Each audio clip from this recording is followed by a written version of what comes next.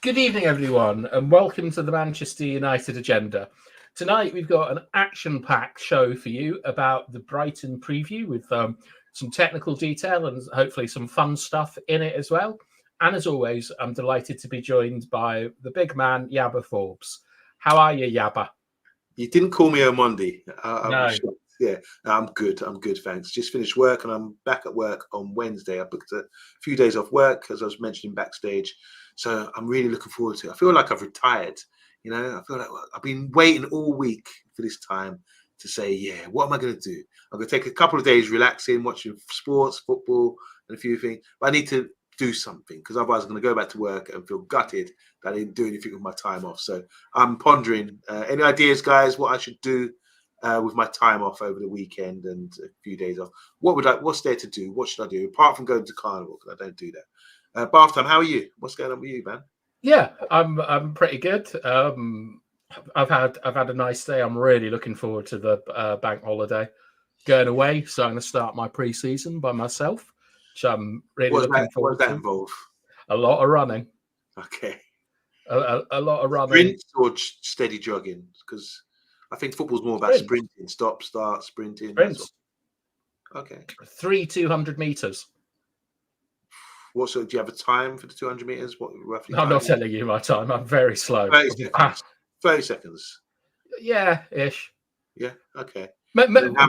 Definitely for the first one, not for the third one.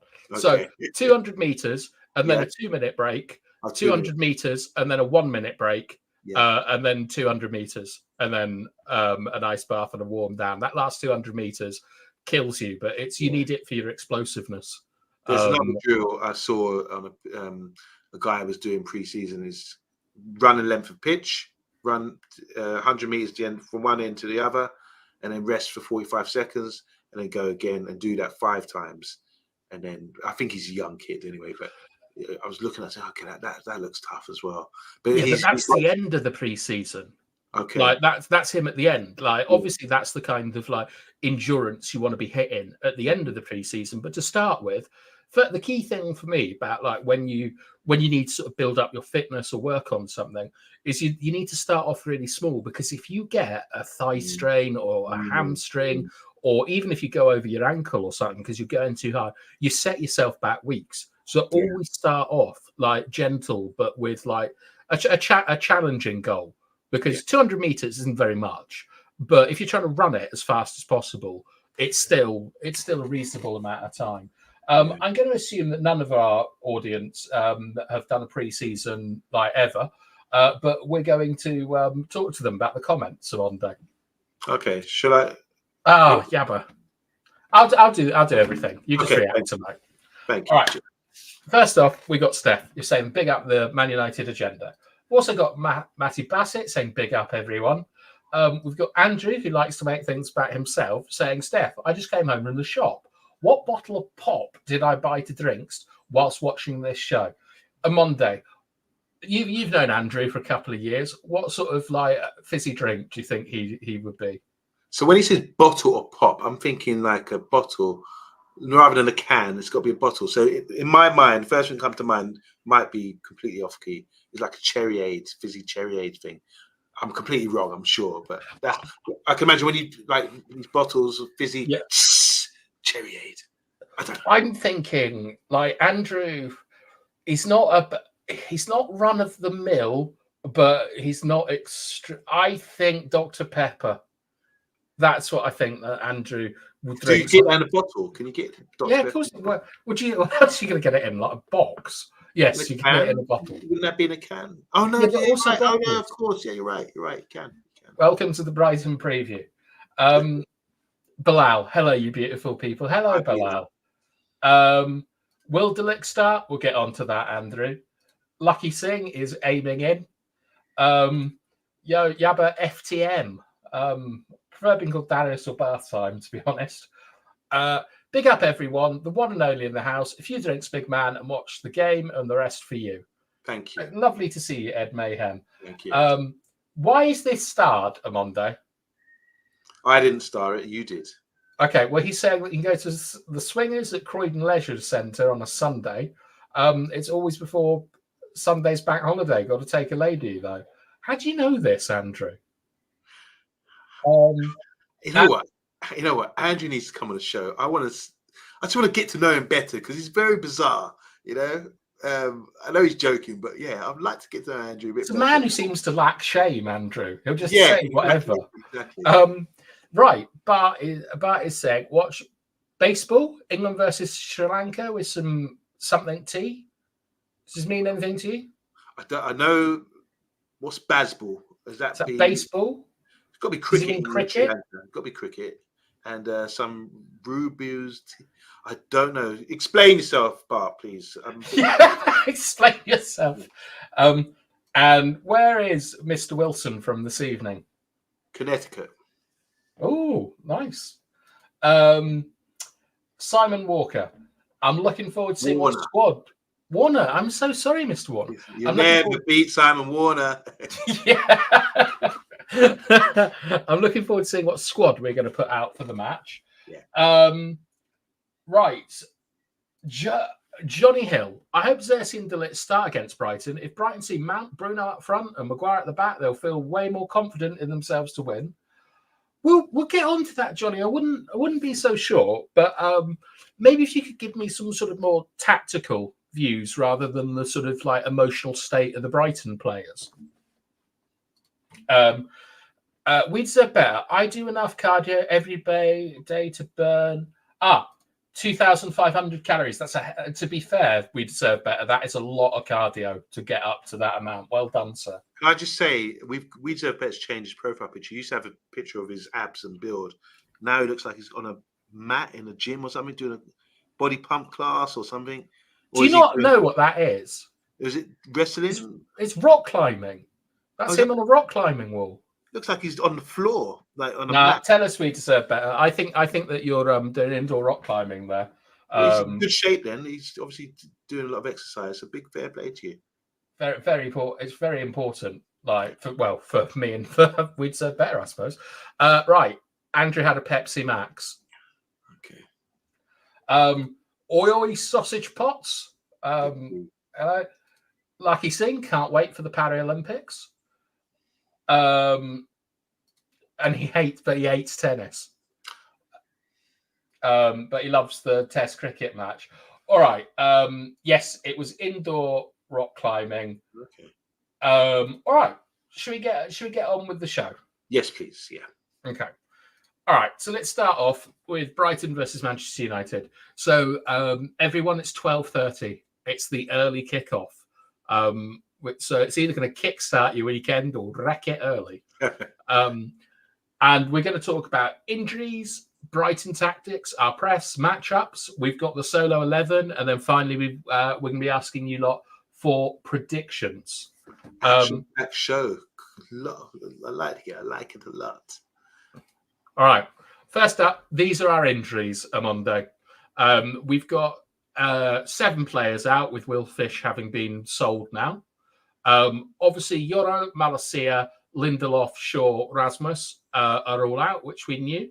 But Maguire's only at 50% to play. Condition currently being assessed 50%. Okay.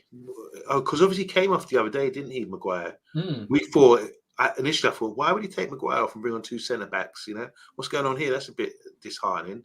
But yeah, he was holding his leg. It seemed like he's pulled something. And we're getting to the stage now where Maguire, who never got injured, I remember one season he was just like playing game in, game out. But he's starting to get a few little niggles here and there. And he's coming to that age, isn't he? But we need him. I think we definitely need him after the performance he put in the other day. So that's a bit of a concern. I didn't know Sancho was injured. But he wasn't in the squad the other day. So clearly there's something wrong. I don't know what the issue is there. And just going up, I'm looking at dates here. It looks like we've got 4 players coming back on the 14th of the 9th. when they should be That's available. after internationals. Okay, so I see what you mean. I thought they all about different injuries. Yeah, so I mean, like it claims here that we're going to see Malacia in October. I'm not so sure about that. And Yoro out essentially until the start of December, and then we've got a huge amount of games over December. So, like, I really hope that they handle him well. But that's what's going on with our injuries. So next up, Brighton on Monday. They've got a new manager. He's only 31 years old, half American, half German, has managed 159 games professionally, including a 3-0 against Everton last week. What do you think about this, having such a young man as the head of the club? Well, he was actually born in America, wasn't he? He was. DK Wilson would say that.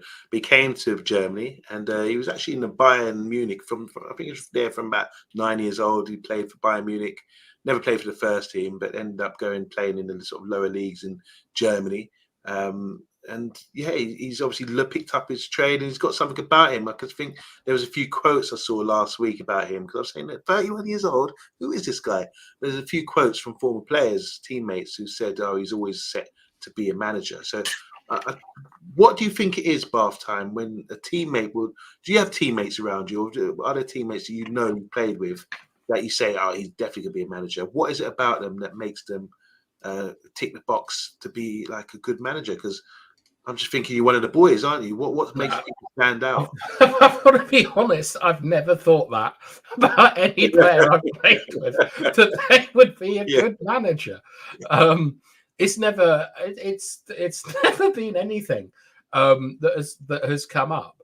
I've never. Have you thought that? Have you looked at someone and thought, they'd be good?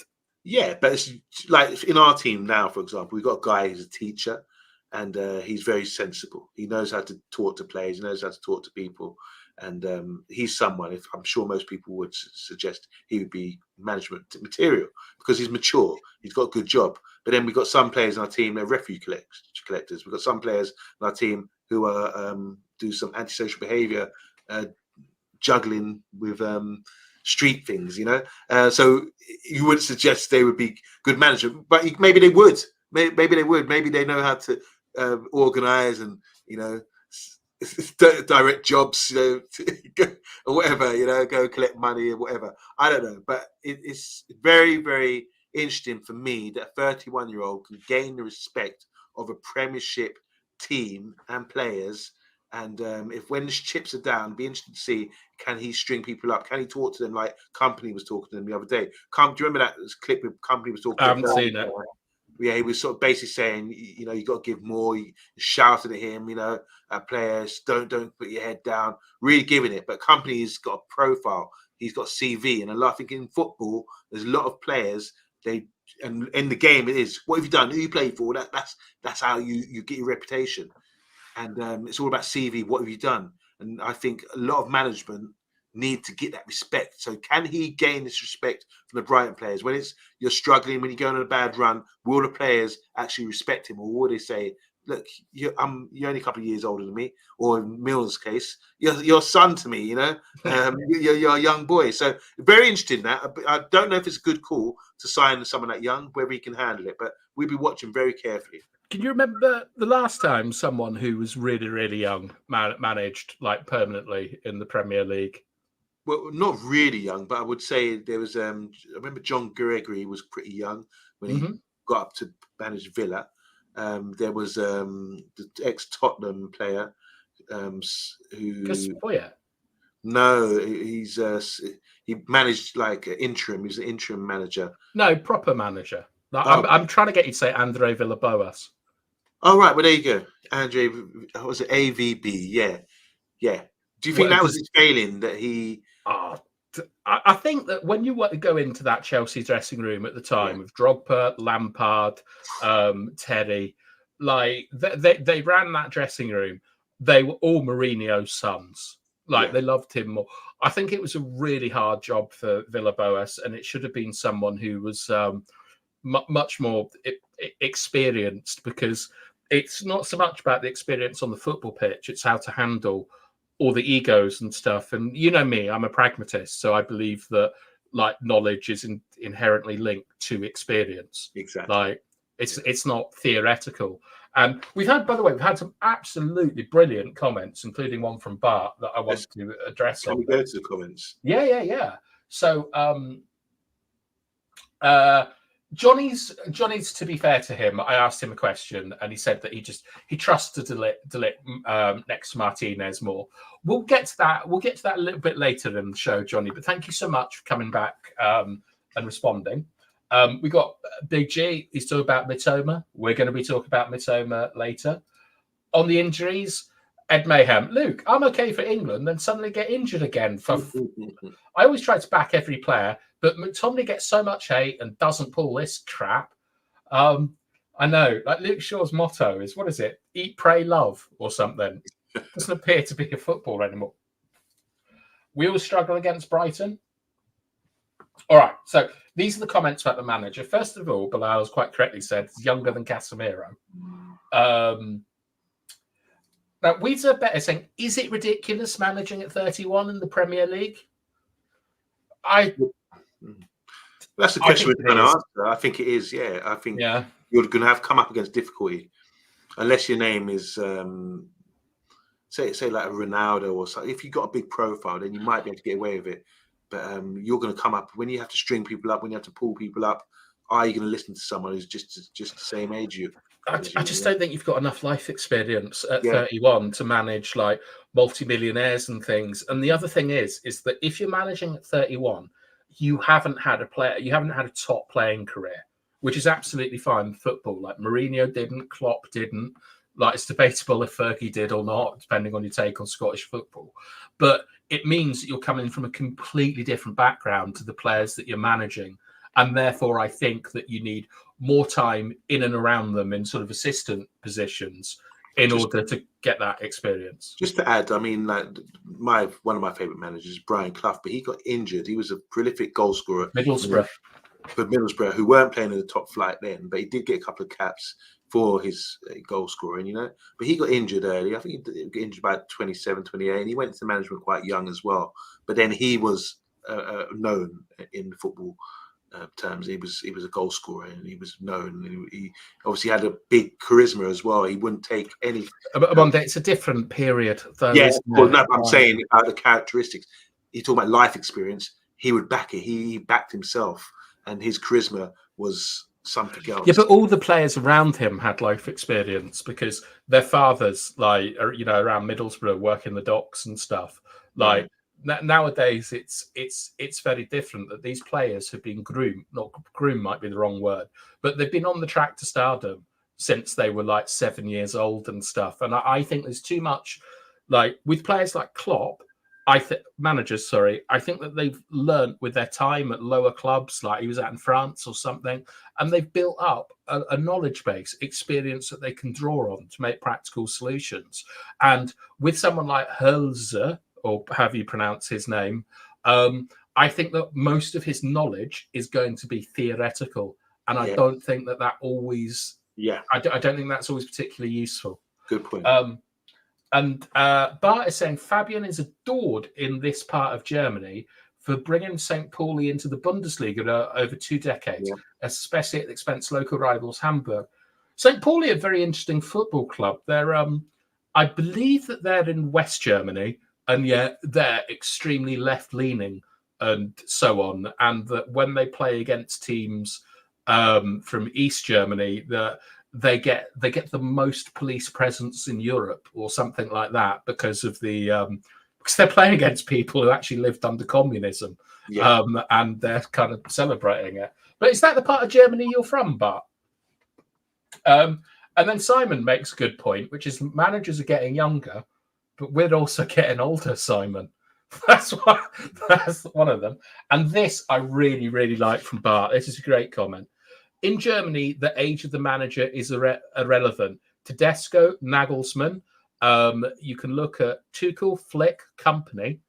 They seem to have a different culture in Germany where they don't like have a kind of father figure at the football club or someone with that kind of authority. Like Nagelsmann used to skateboard into Bayern Munich like training. Oh gosh. Okay, and what's we sorry, I thought that was. Look, there's a lot of comments about people. There's a lot of comments I can't read.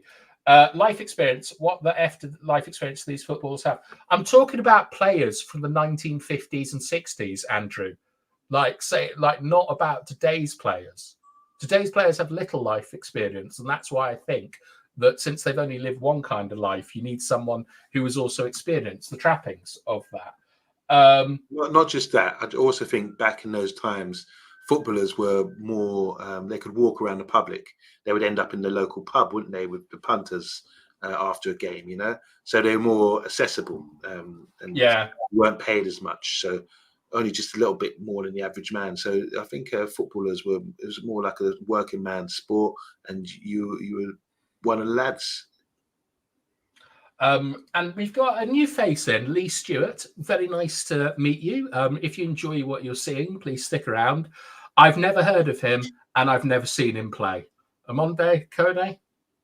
Is a midfielder? Is he from Germany, I think? I have absolutely no idea. Well, there was a joke today I read, because his name's Lee, isn't it? It said, I'm currently reading a book called There's a Hole in My Bucket by Lee King. But it should be. It's his dad, Joe, is it? Yeah, joke. Yeah, exactly. I'm currently reading a book about Man United Stadium by Lee King. Yeah. All right. And just to finish off before we get back to the Brighton preview, Bart saying he went to the stadium for the derby versus Hamburg last year. Stewards were checking for flares and HSV jersey underneath your coat as HSV. I assume this is Hamburg, is it? Fans were banned from entering. That's really cool, Bart, that you get to go and see one of those games. It sounds to me like it's one of the sort of more fun ones in Europe. And it's trending. Look, Lee, it might be trending and so on, but we don't follow trends. So I'm really sorry. We're doing the Brighton preview. If he does sign, and when he turns up, when we have a look at him, we'll give you as much of a breakdown as we can. But anyway, Monday to the Brighton preview. They've got 9 injuries: Solly March, Ferguson, Lamptey, Estupiñán, all unlikely to feature. And we've played them 4 times at the Amex. We've beaten them once. Is there anything else to say about the sort of the generality of Brighton before we get in on what they get up to? Well, they've got injuries. They all seem to be like in the final forwards and midfielders there. Dangerous players. Evan Ferguson, he was the one that everyone was tipping to be the next big thing as a striker. It'll be interesting to see how he plays this season. But Lamptey, obviously the right back, he's always seems to be injured. Tiny little guy from Chelsea, is ended up playing for Ghana, his African nation. And the others, they got 9, but he featured the most important players there. So yeah, we got Welbeck to deal with, and the winger, the Oriental guy. So yeah, it'll be interesting. This is a matchup where people are saying this will be the real test for you, going away from home against a team who seem to be our bogey boys. And yeah, it'll be a really good matchup. So let's get into this.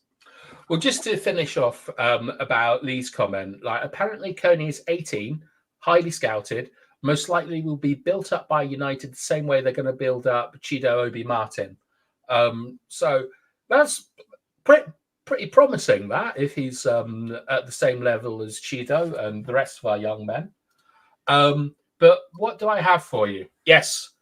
What are Brighton all about? So it's a new manager, but it looks to be the same. So I've looked at their passing map against Everton, and you can see so this is on the left. They're using it depends if you want to call it a 3 or a 5, but the goalkeeper is heavily used. They have minimum width, and they're using a double box, which is something that we'll come back to. So it doesn't look like there are too many differences for Brighton. However, their left back, who I can't remember the name of, it's like Hinchelwood or something, was ran ragged at Everton. So that's something to look for. And on the right, you can see that the guy who kind of is their playmaker is Heke, who is their centre-back. So I don't think things have changed much at Brighton. What does this say to you, Amondo? Yeah, I'm still trying to sort of gauge what's going on here. I saw highlights of the Everton game, but yeah, it wouldn't be right to come in and completely change the system that they had under the previous manager, De Zerbi. If you're a manager, you just sort of continue with the same formula that was effective for them. So obviously they're playing out from the back. They seem to sort of hold on to the ball, the centre backs, and wait for someone to close them down, and then play it. It's like a bulldog, play in behind them. Play. Their system is really effective in that way. So the centre backs, we've got the England international. You've got this guy Perch, whatever. Is he the one pushing on to midfield, or are they playing up as a free? I'm not sure, but yeah, it's something. I mean, that they were very effective with. It looks like they're doing it again against Everton, but Everton did create a lot of chances against them as well. I think the way we're pressing, and we're not the mugs we used to be from last season. I think we've got an opportunity here to sort of stop them playing out from the back with the work rate. If we have Mount, for example, and Bruno, like we did the other day, so we could create chances. I haven't seen this guy you're talking about, Perch or whatever. I haven't seen him. Don't know who he is. Peke, I don't know who he is. So okay, yeah. And just to address Andrew's comment, I'm not sure if Steele is their number one, but their goalkeeper, who's called Bar or whatever, Verbruggen, maybe. Oh yeah, he was signed from Anderlecht. He's 18, 19 a couple of years. Well, he was really promising goalkeeper. So good signing for them. Yeah, he's injured, so he's not going to play. Bart says, has Ten Hag ever beat Brighton in the league? We beat them 2-0 last game of last season. Now, one of the things that annoy me about Brighton is what I term synthetic transitions, Amondo, where Brighton look to suck the team in high up the pitch. They do this by keeping the ball low in a back 3 or 5, like the back 3 made up with their goalkeeper. The keeper and the centre-back see the most possession as they bait presses. I'm sure you remember Raf's document about receiving the ball with your studs and all this sort of stuff. And then when a team overcommits, when they've been baited in, they move through the lines very quickly with a double box set up. And if a team doesn't commit to them, they will look to exploit space out on both flanks. And this is the double box setup that they use, which is the yellow lines. So it's 6 players, 7 if you count the goalkeeper, and then the other 4 players are going in behind or exploiting the space out wide. Is this how you sort of remember Brighton playing? Yeah, most certainly. I think we might have played them early last year or before, but they did play a lot. When that didn't work, they were able to play a long ball over the top. So they was, like you say, sucking teams in, and then they would play long ball into like the channel or the wide areas, to exploit us. So they've got a lot about them, and you can analyze as much as you want. You become familiar with from bath time and the eye test and thing, but you do see a lot of teams like Villa playing it as well. It's very effective, and you think, how do you counter that? How do you stop teams from playing? But I think what it is, you got Danny Welbeck. I'm sure he's number 9 or 10 there. 10. These guys will have to drop in, peel off their defenders, and come in and create that box as well. So they have to be sort of technically good players. Because I remember you saying specifically, if you're playing the box midfield, you need to have good technical ability, be able to receive the ball in areas and keep it. And you didn't feel we had the personnel last year to actually do that. So when I mean, this is slightly different because this is a double box where the 4 and the 5 form it.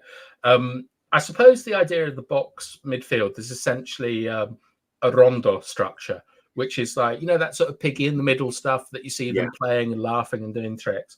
And the important thing with the rondo structure is you have an entry and an exit. So someone exits from the rondo to take a player away, and someone enters as the outball. And here the 7 and the 11 are the guys that are going to be the outballs. So they will stay on the edge of the rondo, and then it will be them that is let through to go through. Hence the red lines. And you need to be able to receive at different angles. You need to be able to also pass the ball with enough pace, but not too much, so that the other player can play one-touch stuff. I mean, they'll all be coached to pass it to the far foot and things like that. But it's really interesting, but it is incredibly one-dimensional, because all it's trying to do is kind of set up a transition. And normally transitions happen when you turn the ball over. Brighton's plan is to get everyone into the kind of space where it is essentially the same thing, which is why I call it synthetic transition. You create that word, synthetic transition, yeah? I created the phrase, yes. Yeah, it's good. It's plastic, fake. Yeah. Yeah. Yeah, exactly. That's what they're doing. Things that are plastic and fake break down easily and don't last long. Yeah, they're also flexible. Because you mentioned Brighton will be going down in the next couple of years. I did, yeah. I still think that they'll be down within the next 4 years. Right. So this is the big question. And if you can, I know everyone's having fun in chat, but if you want to participate with this, I'd be grateful. Should we press? Because Brighton were built to be pressed under De Zerbi. That was their whole thing. They don't need wins. A draw is fine for Brighton, but the whole idea is that if they get pressed, they're going to deal with the press and they're going to score against you on their fake counter attacks. Ten Hag wants us to play an aggressive high block. So for this game, do we need to be pragmatic, sit in a low block, take our chances, and show a sort of multifaceted approach to football in the Premier League, or do we go out and we play as a pressing team, like we play in the identity and we take our licks if we're not good enough? What do we do? Yabba? This is a really, really good question. I've gone on my phone just before to look at pragmatism, the actual real meaning, because sometimes you say words you don't know the meaning. So it's not part of my vocabulary to use that word. So it says here, dealing with things sensibly and realistically in a way that is based on practical rather than theoretical considerations. So I get it. I wouldn't have been able to explain the word. So rather go with your ideals with Ten Hag pressing aggressively high, which is a trap, or be a bit more of a pragmatist. I think he's going to go with ideals, because that's the way we're going forward. And I think your ideals is also to say, if we get this right, we're Man United, we're man to man, be better than them, we'll be able to beat them and create chances ourselves. But not just that. You can't just say we're going to do A, B, and C. I think during the game you can have tactics, but players are ultimately the ones on the pitch, and they will adapt to certain situations. So if we are getting played through, then the players automatically will say, let's just sit back for a minute and just soak this up and then build again. So it's not like we're going to be 90 minutes going to be playing the same way. I think sometimes you assess it. That's why you come in at half time, you make little changes, tweak things based on what the opposition are doing to you. So I think go out there, impose yourself with your idealism. But if that's not working out, you can also adapt mid-game. This is what good players do, and this is what good management do. Adapt mid-game and to adjust to what the settings and the whatever scenarios Brighton are posing at the time. Okay, just to be clear, pragmatism is essentially that truth and value comes from what works in experience. The kind of technical definition of it. But we have some good comments here. Where, like, apparently I'm Susie Den, but I'm a male, so that's an improvement on what Big G normally calls me. Lee Stewart is saying pressing team, United, lol. I think that's the aim, isn't it, Lee? That we're trying to be like a team that turns the ball high up the pitch, plays with a high line. Here's one for you, Amonde. It's Subvids, our friend. If Maguire plays low block, what do you say to that? I think Maguire can play in a high block quite easily, but I know he's injured right now, so I can imagine if you are injured, you would do want to sit back. But no, Maguire, I think, is a myth that he can't play in a high block. Yeah, I mean, just watch the game back against Fulham. He's our best defender in a high block. BK saying, are there any pressure points within how they play out from the back where they can be pressed selectively? Yeah, we can do something on that for you, DK Wilson. Simon, however, look, we need to attack.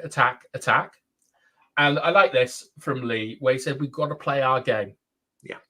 And I think that that's what the general agreement is that we could get a bit of a beating here if we're not good. Yeah, I'm just unsure how ready we are.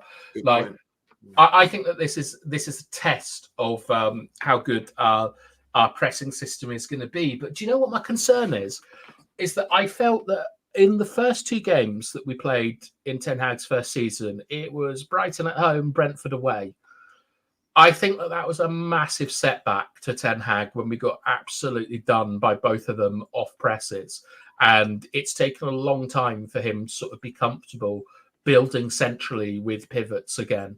And my concern would be is that if we go in with a venomous, aggressive, high energy press, and they just play it around us for half an hour and then kill us, I wonder where he goes from there. It's not that he's got different people in his ear this time around. I think we've got with Wilcox. I think we've made sure we protect that area. So if we are going to get played through, I think there'll be extra protection there this time around. We had a couple of moments against Fulham where we looked a bit shaky when they were sort of breaking, but it's from mistakes or whatever. But I just think we're more set up now. We've played Man City in our last two competitive games before Fulham. That was the FA Cup final, Community Shield, and they're the best team out there. And we still, they didn't play through us. Yeah, so but I'm encouraged by that. So I think to myself, if they can't do it with their great players and the way they play, and we were on it and we were sharp, and it was because they were big games, showpiece games. Let's turn up with the right attitude and make sure Brighton don't do it to us either. It's the same pattern. Yeah, but no. Because what you're saying is coming in with the right attitude. That's not really what the question was. It's about the tactical setup. Is the question that I asked you was if we saw him change so wildly after the first two games against Brentford and Brighton, and then as Ed says correctly, we then went on to build Liverpool and Manchester City. Do you think that a lot of the philosophy towards the season depends on how well the press does in this game? Well, that's what I mean about the attitude. You have to go out there and with the right attitudes to say, yes, we can do this. We can. What was happening before with the other players and the culture we had before, they weren't working hard enough to do it. They weren't knowing what to do. Now, 2 seasons in, new season, I think these guys have got the right attitude to do it properly. Like I'm saying, for what they did against City, what they did against Fulham. Excuse me. Sorry. I mean, Lee disagrees with you here. Are you okay? Yeah, sorry, my throat's gone. I've got my water here. So yeah, so my attitude thing is not nothing. I'm not coming away from the tactics. Okay. Still the tactics, what Ten Hag wanted to do before we played Brentford and Brighton 2 seasons ago at the start of the season. We had to have the right players with the right mentality and the right attitude to perform that and understand it. We didn't. So he had to change, rip up his book and start again and go with something different to sort of manage and get the right results. We ended up third that season. Now that after 2 seasons where he's got his culture back in and he's got players with the right attitude and they're now realizing, we can't mess around anymore. Let's go out there and perform. Every game is tough. I think we can do it. I've got less concern going into this game about Brighton playing through us and really destroying us like they have done in the past. Because the players got a better attitude. I think they're fitter. I think we've got more squad selection if players do get tired.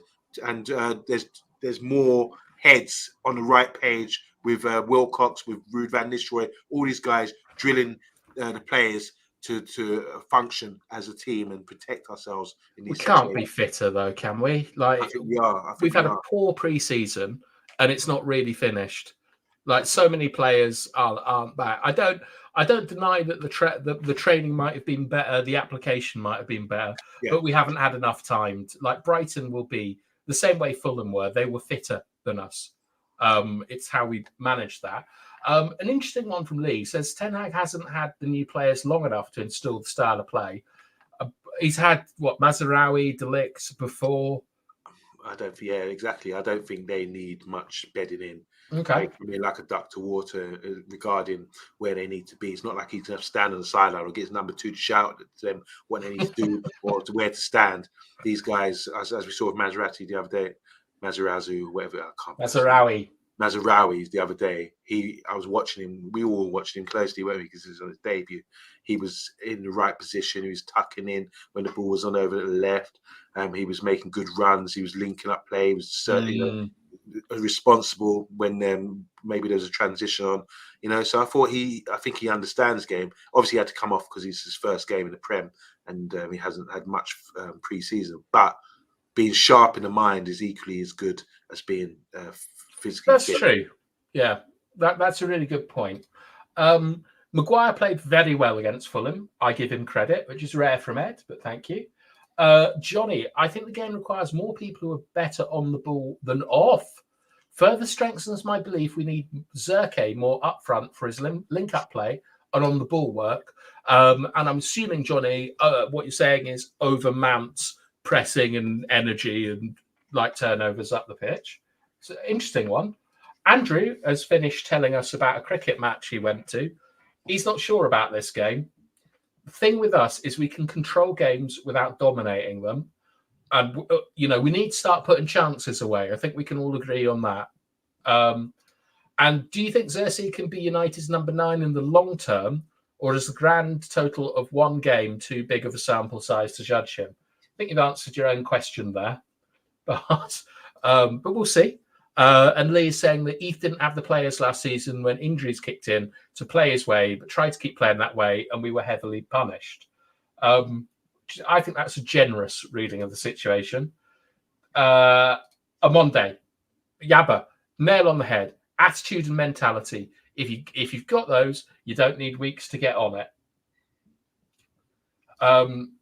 Okay, so if you want to know the basics of a press, please watch the eye test, which very few people did. But don't worry, we're going to show you the basics of a press now.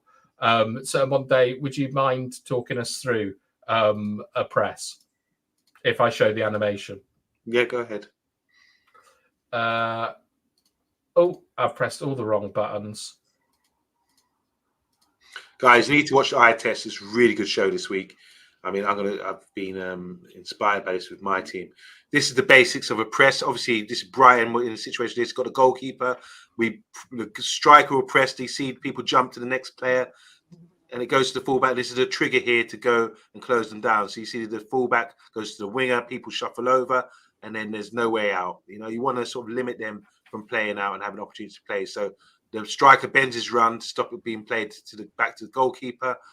Gets closed down here by 2 players. That's the moment you do it, when it goes out wide, and then you go man to man, and then he can't really play out. It has to be a long ball. Yeah. Okay, so the first thing that happens, number 9 forces the goalkeeper to go one way or the other. Okay, it's called conditioning the play. Then so he shuts off one side. The people on the other side, the 8 and the 7, lock on the inside to their midfielders, because what we don't want is a ball passed inside.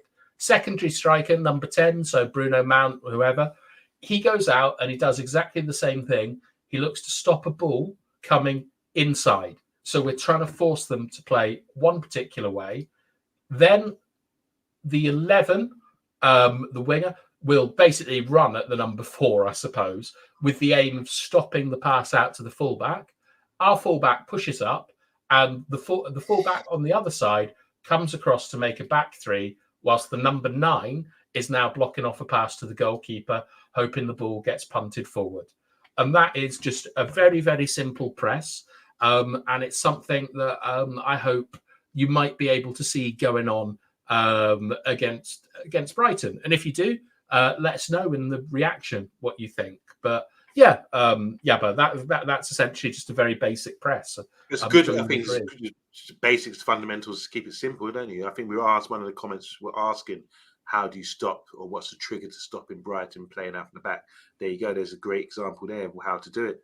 It just means that everyone has to be in tune, like a band. You know, when you play good Mm. music, everything just clicks, doesn't it? And when you orchestrate it, someone's got to orchestrate it. It's the management, the work you put in training to get this done over and over and over again. So just as well drilled as they are as playing out from the back, you've got to be equally as drilled, or if not better, in countering that and stopping them from playing and getting picking the ball up in the final third, and then we can get shots on target and score goals. So hopefully that's the plan.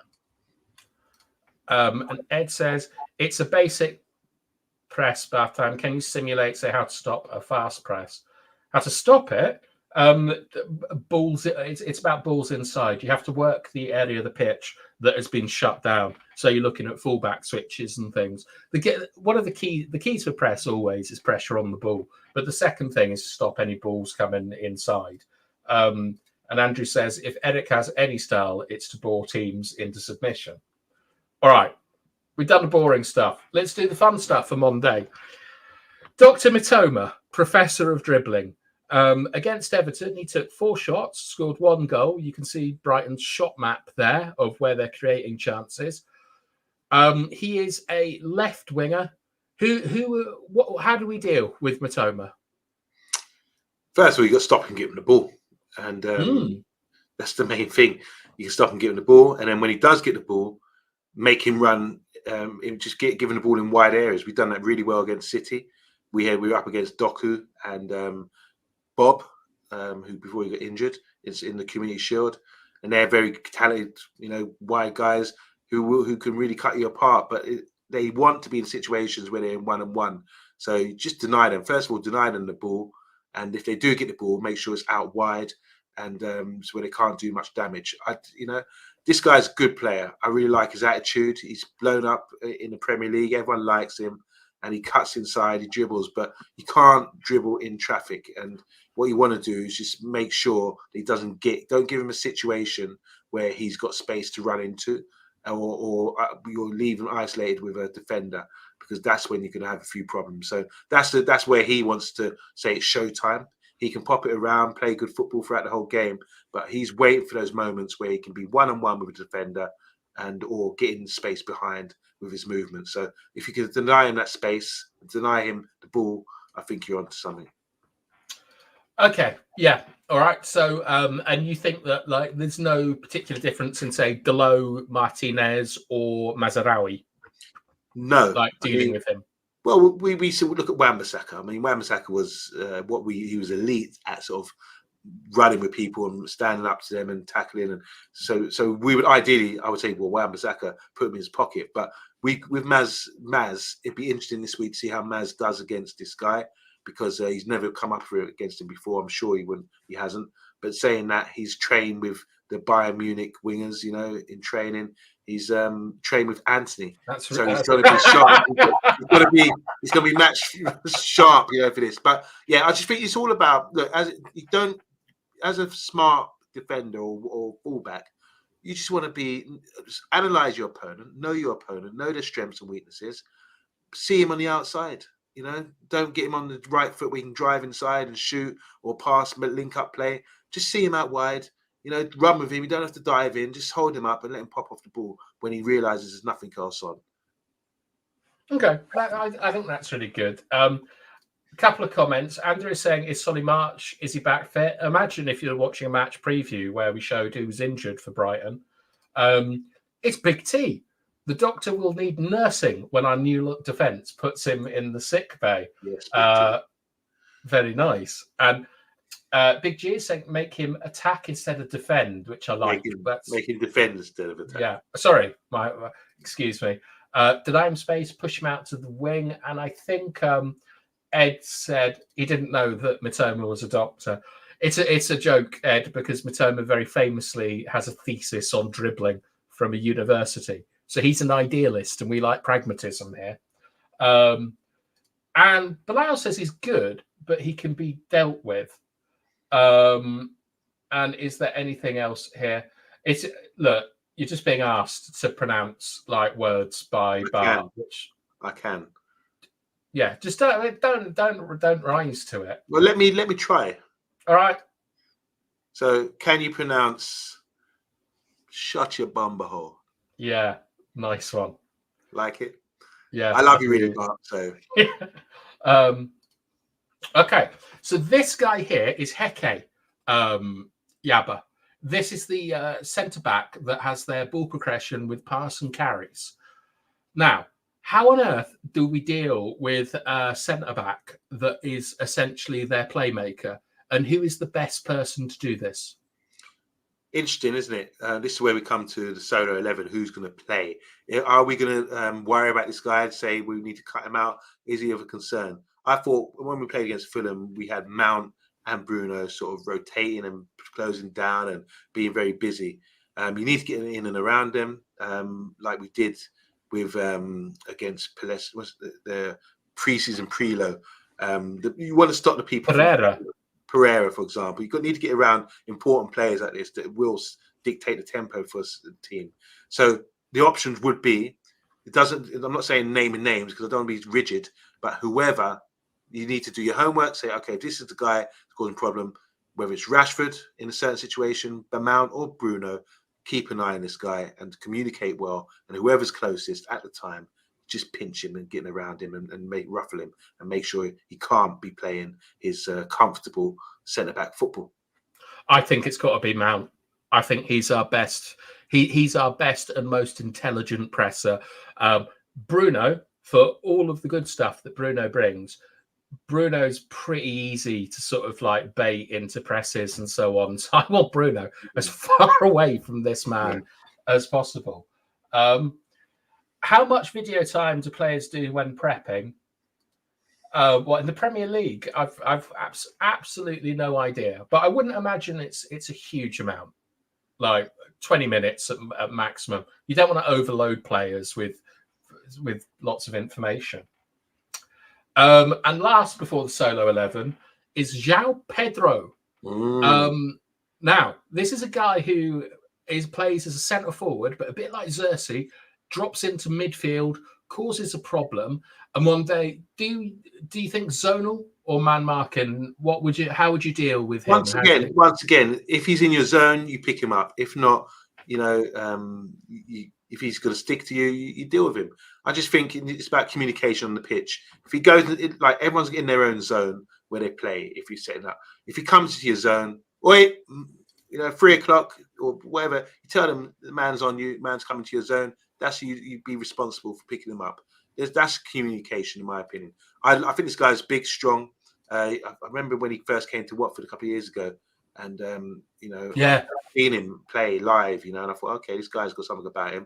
But yeah, it's a good move for him. They paid a lot of money for him. He's strong. He can hold up the ball. He's not weak like that. He's got confidence now. He's scoring goals, and especially being the main striker now for Brighton. Obviously with Welbeck as well. So there's a lot of people we need to pick up on. But just once again, I also, rather than saying, we've got to focus on one player.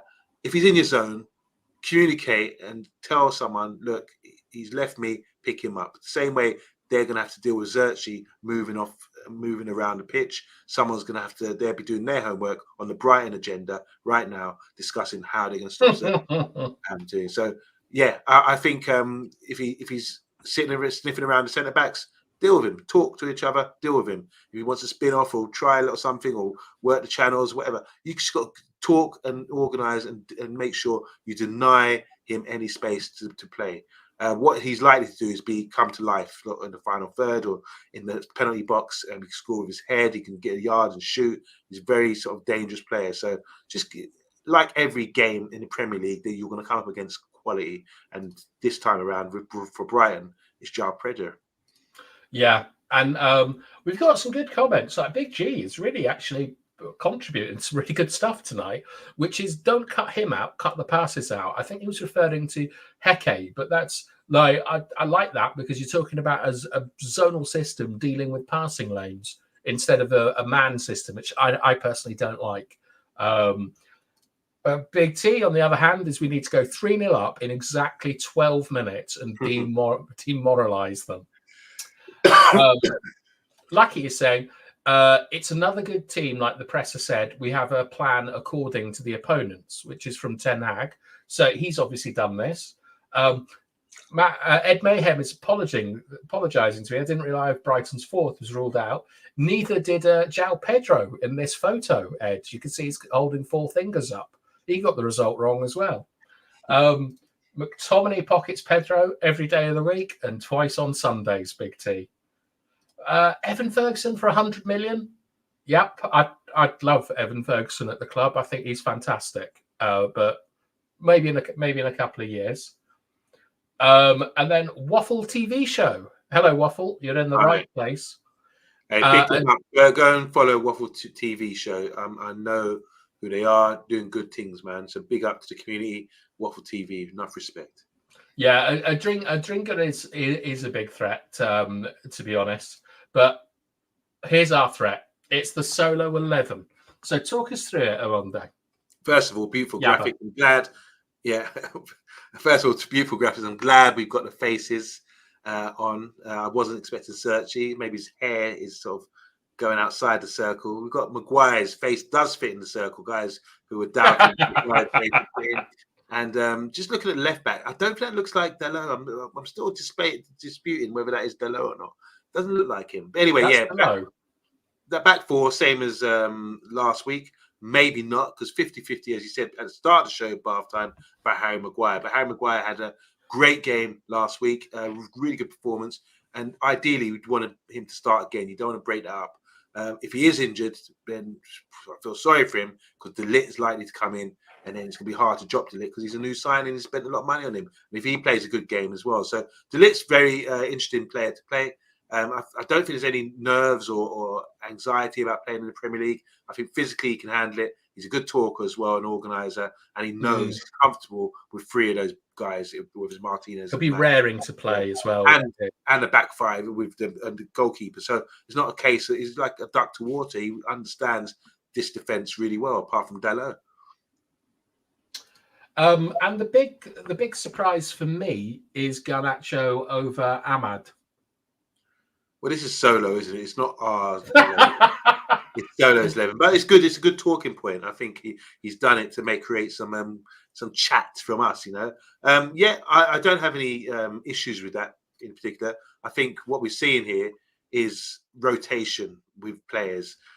I don't think Ahmad had a bad game the other day. I think he's been performing really well. But I don't think, me personally, I would start with Ahmad like we did before and bring Garnacho off on the bench, because I still think Ahmad has got credit for the performances and the work he's put in recently, and he's still got something about him. He's going to score soon, and then it increases confidence. So let them two fight it out, and not just with that position, but also Garnacho can play off the left as well. But a big talking point, I mean, the midfield's fine for me with what we've got. We haven't got Ugarte yet, even though rumours are that he's coming to the club.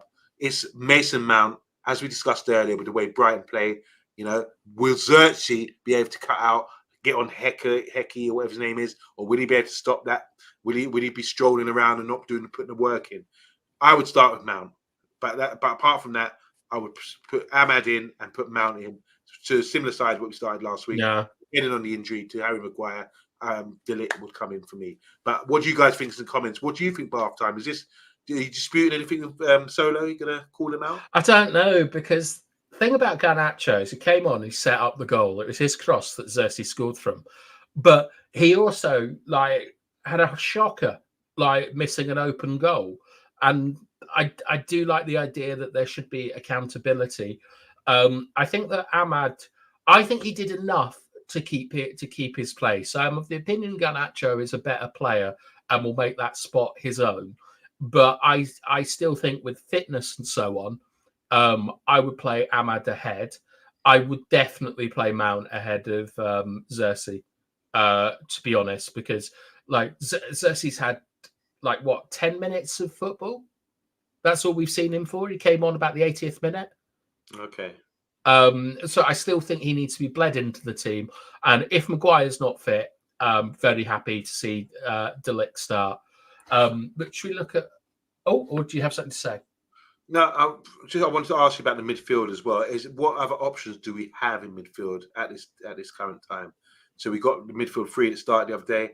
You're saying Mount as well could come in. What sort of options do we have on the bench? Eriksen, McTominay, Eriksen and McTominay. Collier. And Collier. Okay, in that case, I think that's clear. That's got to be the starting midfield.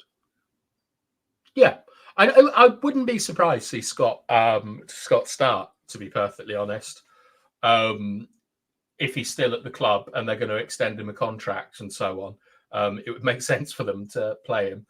But I think that this team, whatever variation we put out, if they apply themselves and they're tactically set up correctly, I think we can beat Brighton, and that we should be beating Brighton, regardless of if it's home or away or what our fitness is.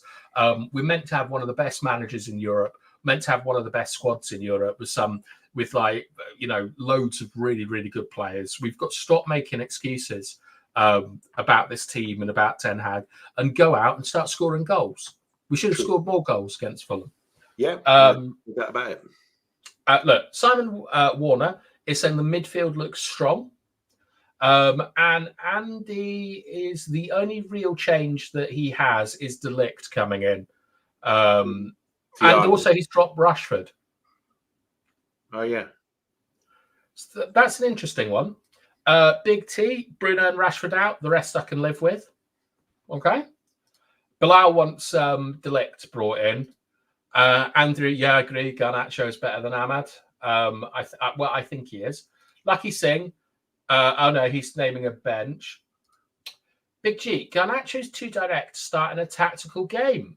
I would start Ahmad and bring on Garnacho when they're knackered.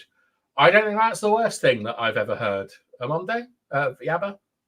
That's what he's done in the first game, and it made sense. Garnacho comes on, gets an assist, and in the Charity Shield as well, he done it as well. So yeah, there's nothing new there, but it does make sense. But talk about being too direct. Look, you got to be effective, whether you're direct or whether you're popping the ball around, being a team player. As long as you're effective in the final third, that's what really matters.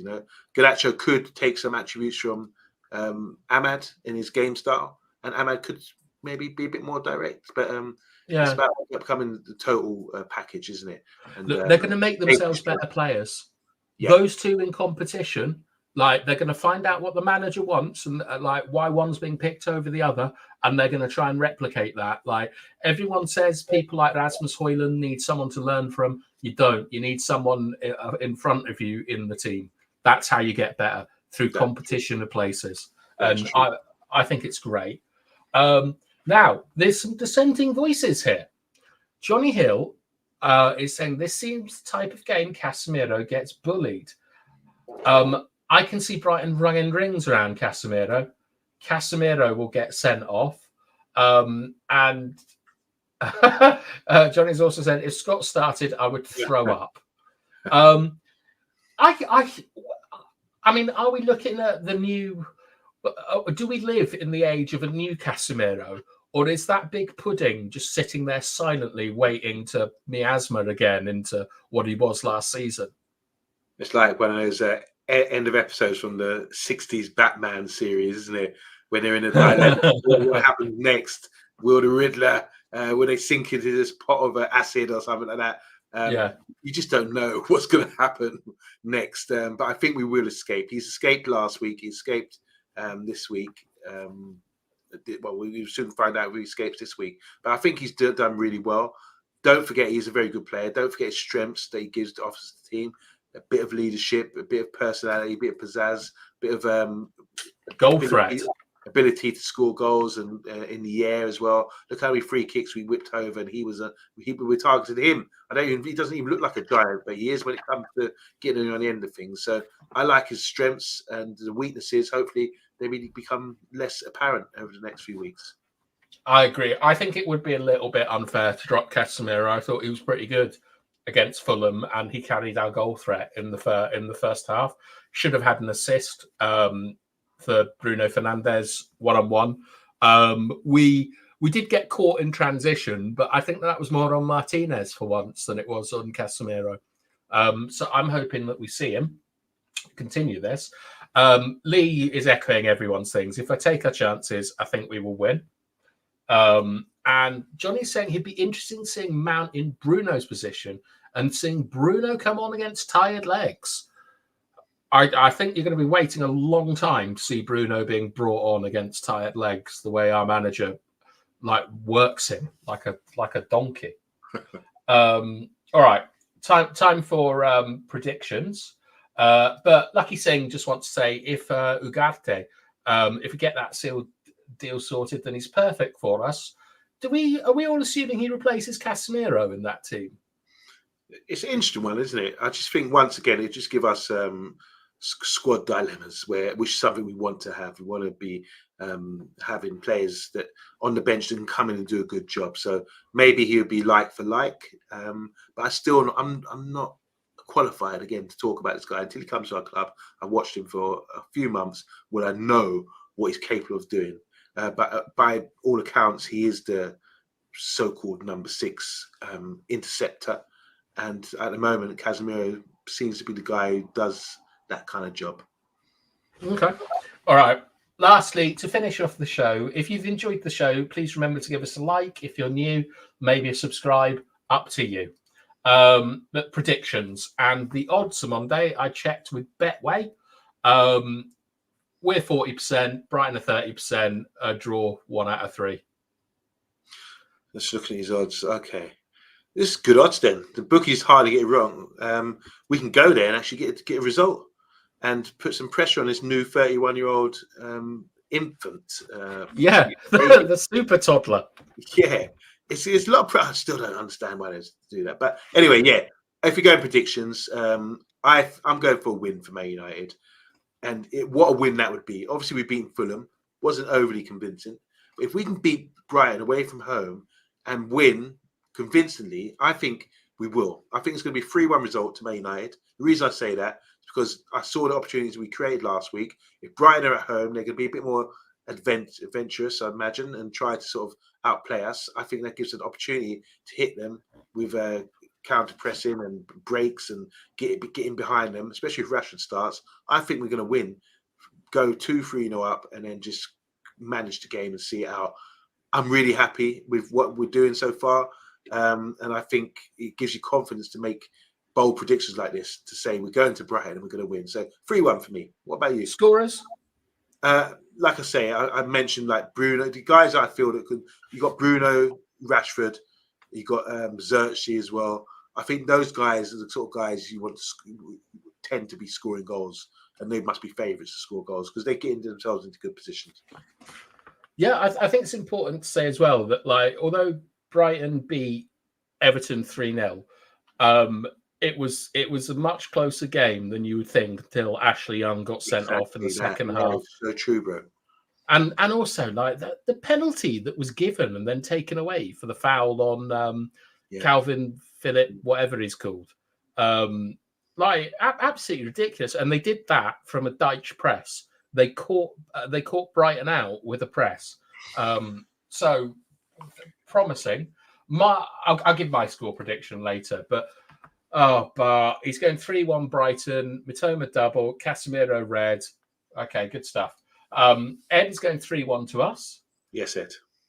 Lee, 2-1 to United. Bruno and Rashford to score. Andrew, 1-1.